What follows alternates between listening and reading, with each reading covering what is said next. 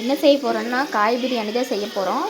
First வந்து எண்ணெயில் கடுகு போட்டுக்கலாம். அடுத்து வெங்காயம், நறுக்கி வச்சுக்கிற வெங்காயம், கடுகு தாளிச்சுன்னு வெங்காயம் போட்டுக்கலாம்.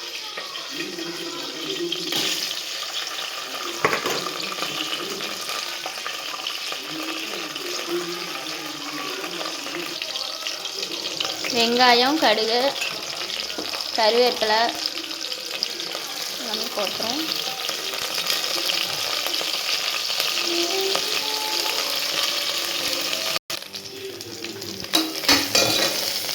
பட்டை, சோம்பு எல்லாம் போட்டுக்கலாம். அம்மியில் அரைச்சி வச்சு இஞ்சி பூண்டு பேஸ்ட்டு அதையும் போட்டுக்கலாம். நறுக்கி வச்ச தக்காளி,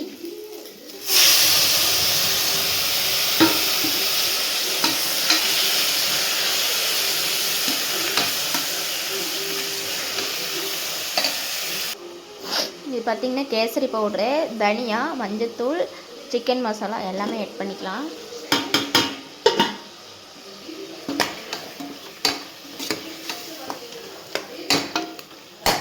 பார்த்திங்க கலர் வந்துருச்சு.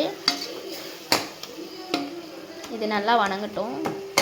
நறுக்கி வச்சுருக்கேன். வீட்டில் என்ன காய் இருக்கோ எல்லா காயும் மிக்ஸ் பண்ணி போட்டுக்கோங்க. கேரட்டும் காலிஃப்ளவரும் இருக்கும், அதை நான் போட்டுக்கிட்டேன். தேவையான அளவு உப்பு ஆட் பண்ணிக்கலாம். பார்த்திங்கன்னா உங்களுக்கு அரிசி போட்டுட்டேன். அரிசி போட்டு ஊற வச்சிட்டேன். ஊற வச்சுருந்த அரிசியை வந்து இப்போ போட்டாச்சு. இப்போ நம்ம மூடி வச்சிடலாம். புதினா, கொத்தமல்லி இருந்தால் போட்டுக்கோங்க.